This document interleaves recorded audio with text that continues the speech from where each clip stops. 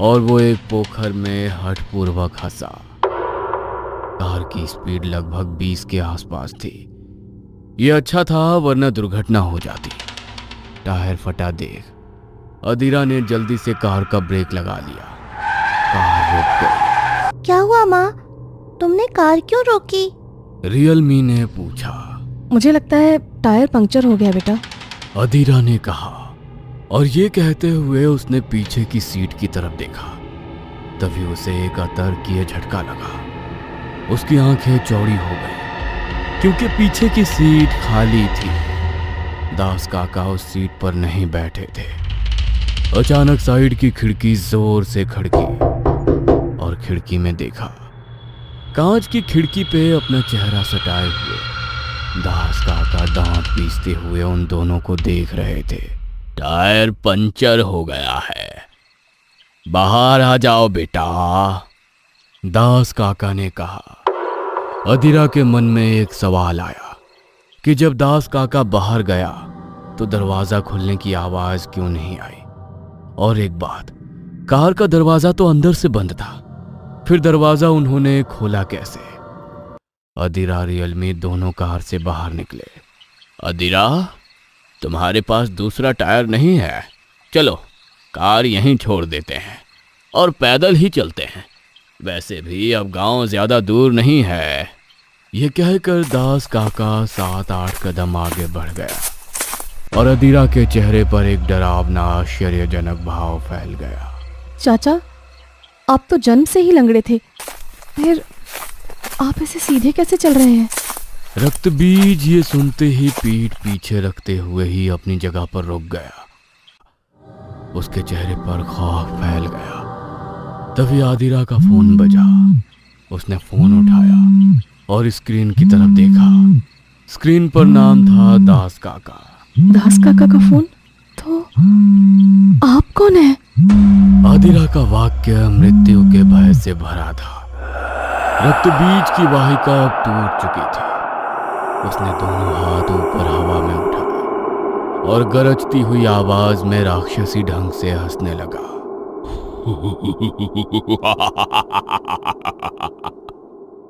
धीरे धीरे उस जानवर की ऊंचाई 2 फीट बढ़ गई। जो दृश्य देख अदीरा और रियलमी दोनों डर गईं।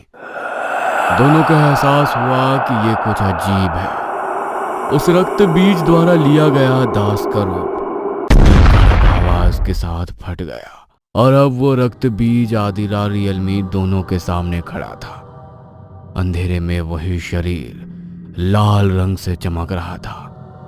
उस जानवर के लाल चमकते शरीर पर नीली नसें साफ दिख रही थी। मैं रक्त बीज हूं और आज तुम दोनों के रक्त से इस जंगल की मिट्टी को भिगो दूंगा। वो हैवान रक्त बीज 2 कदम आगे बढ़ते हुए उन दोनों की ओर आने लगा। लेकिन तभी पेड़ पर बैठे मरकट राज ने अचानक फांदी से छलांग लगा दी। वो सीधा उस दानवी प्राणी के सिर पर आ गिरा और उसे अपने तेज दांतों से काटने की कोशिश करने लगा। ए बंदर छोड़ मुझे!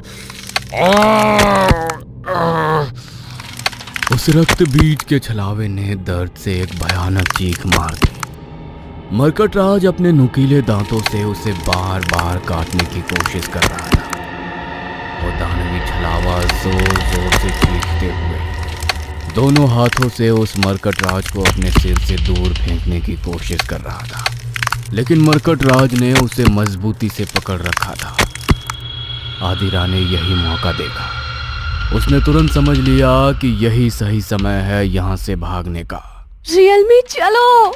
उसने रियलमी का हाथ कसकर पकड़ लिया और दोनों जंगल के भीतर जो रास्ता मिला उसी दिशा में दौड़ने लगे। इधर अपना शिकार हाथ से निकलता देखकर रक्तबीज गुस्से से बुरी तरह खौल उठा। उसने झटके से अपने पंजे से मरकट राज की गर्दन पकड़ ली और पूरी ताकत से उसे दूर फेंक दिया। मरकट राज हवा में उछलता हुआ जोर से जमीन पर आकर धड़ाम से गिर पड़ा। मैं तुम्हें बाद में देखूंगा, बदमाश बंदर, पहले इन दोनों को तो मार डालूं। उस रक्त बीज का पूरा शरीर लाल धुएं में बदल गया और वो धुआं हवा में उड़ते हुए उन दोनों के पीछे चला गया। सामने सीधा जाता हुआ मिट्टी का रास्ता था। रास्ते के दोनों तरफ ऊंचे ऊंचे पेड़ खड़े थे। अदीरा रियलमी का हाथ पकड़कर तेजी से भाग रही थी, लेकिन अदीरा के साथ दौड़ना छोटी रियलमी के लिए मुश्किल हो रहा था। अचानक अदीरा के हाथ से रियलमी का हाथ छूट गया और वो धड़ाम से जमीन पर गिर पड़ी। अदीरा करीब 10 कदम आगे जाकर रुकी।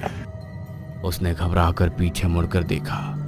उसे दिखाई दिया रियलमी थोड़ी दूर जमीन पर गिरी हुई थी और उसके पीछे लगभग 10 कदम की दूरी पर लाल रंग का धुआं हवा में तैर रहा था। उसी धुएं के भीतर से रक्त बीज प्रकट हो गया। उस दानव को सामने देखकर अदीरा वहीं की वहीं जम सी गई। डर के मारे उसका चेहरा सफेद पड़ गया। अब कहां भागोगी? यह कहते हुए रक्त बीज 2 कदम आगे बढ़ा और तभी अचानक कुछ विलक्षण और अकल्पनीय हुआ। रक्त बीज के सामने अचानक तांबे और सोने की चमक वाली एक दैवी कवच जैसी दीवार प्रकट हो गई। जैसे ही रक्त बीज उससे टकराया, उसके पूरे शरीर में भयानक झटका लगा। उस झटके से वो लगभग 6 फीट हवा में उछल गया और जोर से जमीन पर आ गिरा। जमीन पर पड़े पड़े ही उसने सामने देखा और उसी क्षण उसकी आंखें फैल गईं, क्योंकि रियलमी से थोड़ी दूर सड़क के किनारे एक छोटा सा मंदिर था। उस छोटे से मंदिर में एक दिया जल रहा था और उसी दिए की रोशनी में उसे मां काली की पत्थर की मूर्ति दिखाई दे रही थी। नहीं! रक्त बीज दर्द और क्रोध से जोर से चीख उठा, क्योंकि ये उसकी हार थी। उस मंदिर के आगे से मां काली की पवित्र सीमा शुरू होती थी।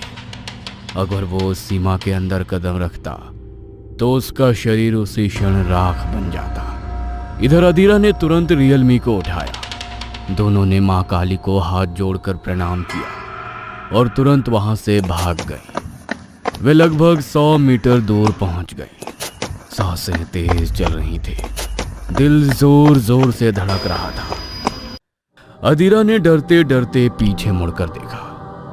दूर उस छोटे से मंदिर के सामने अब भी तांबे और भगवे रंग की चमकती हुई दैवी दीवार खड़ी थी।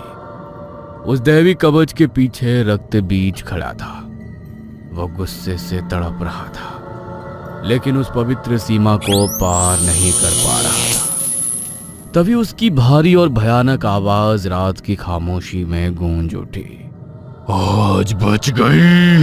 तो दोस्तों, इस तरह मां काली की कृपा से अदीरा और रियलमी दोनों मां बेटी सुरक्षित कालगढ़ पहुंच गए। लेकिन इस घटना से अदीरा को एक बात समझ आ गई थी कि रक्त बीज अभी भी जिंदा है।